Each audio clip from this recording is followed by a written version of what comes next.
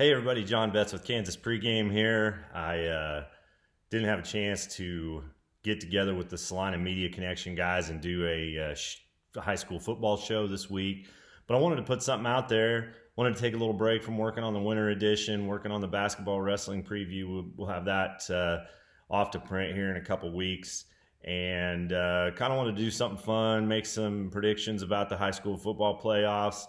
Something my friends at the Katy Country 94 do is they guess at the closest game in their coverage area any given week. Wade Gersner, Dusty Dynas, their color guy Todd Clover, they just try to figure out who's just going to have the closest margin of victory in any game that they cover in that week. And so I thought that might be fun to do. So we're going to do that.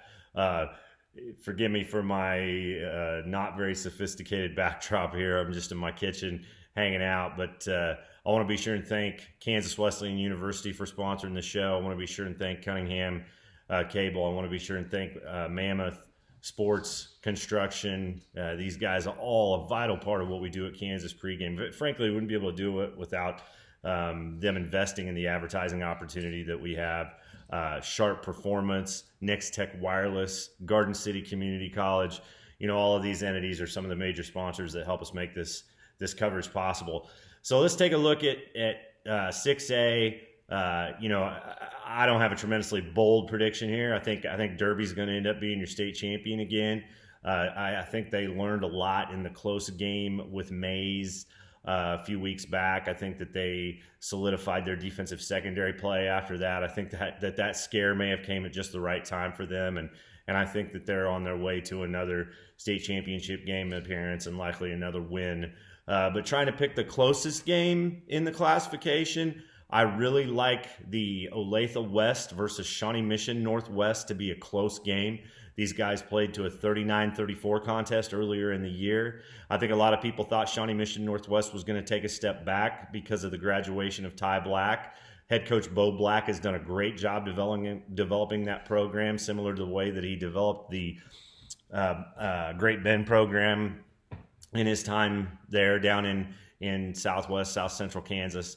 TJ O'Neill, similarly, who launched the Olathe West program from scratch, has done a great job with that program. He's got a nice quarterback in Mason McGovern, and he's got a great running back in Anthony Favreau, and he's got some really quality wins on the resume this year. I think it's going to be a great game. If you've got a healthy Blake Reeder, the quarterback for Shawnee Mission Northwest, that's going to make a huge difference. And I think Shawnee Mission Northwest is going to find a way to win in a game where you probably see a lot of points scored again. So let's take a step down to 5A and look at some of the contests in that classification. I think the Topeka Seaman and Blue Valley Southwest game has a chance to be another good close matchup. Of course, Blue Valley Southwest seems like every year they head into the playoffs battle tested from their EKL slate. They always head into the playoffs with a losing record, and then they seem to find a way to win some games. They've got great linebacker in Aiden Morgan, one of the top players. They've got top defense players in 5A. They've got a great wide receiver in Zach Atkins. They've got some great weapons at different spots on the field. Topeka Seaman, similarly, under a first-year head coach in Jared Swafford, they've done a nice job this year. Camden Barta stepped into the quarterback position, has thrown for almost 2,000 yards this season, and Kaysen Stahlbomber has caught passes for around 600 yards. Has really had an outstanding career, maybe one of the most under-the-radar athletes out there. I think that has an opportunity to be probably the closest game in the classification. And again, I'm not going to make a bold prediction here. I think Mill Valley's probably on their way to another state title. Certainly Northwest, Mays, Bishop Carroll, all probably factors in that. Capen also. I think this is not just another maybe we'll call it to a certain extent a runaway state title bid for Mill Valley, although Northwest has been right there and made them work for it every step of the way. I also think Andover and Hayes have a chance to have a very, very close game. Of course, it depends largely on the health of Jaron Canick. If he's not healthy, Hayes High could have their hands full trying to run the ball against that really good Andover defense. But I'll go with Blue Valley Southwest Topeka Seaman as the closest game of the evening in that classification. So let's move over and take a look at 4A.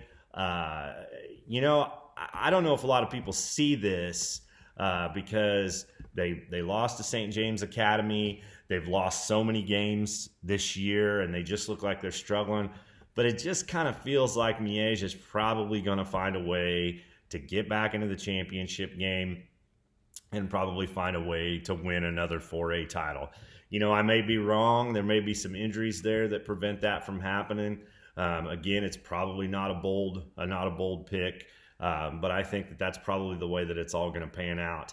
And when you look at what probably the closest game will be in this round of the playoffs, I certainly think Wamego and Augusta have a chance to play in a pretty good contest, but I probably really like that Baser-Linwood St. James Academy matchup to be the closest game in this round of the playoffs in Class 4A. Of course, Baser-Linwood was Zach Sizemore at the running back with Levi Cooley, the big offensive lineman.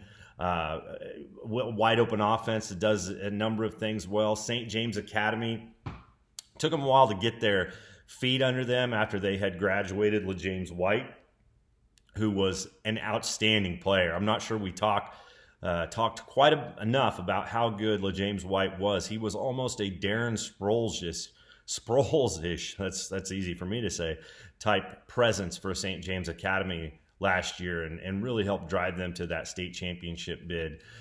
I certainly think that Baser-Linwood, St. James Academy, and Bishop Miege are your three favorites in this classification. And I'm going to say this Baser-Linwood St. James game is going to be the closest one in the 4A classification here in the second round of the playoffs.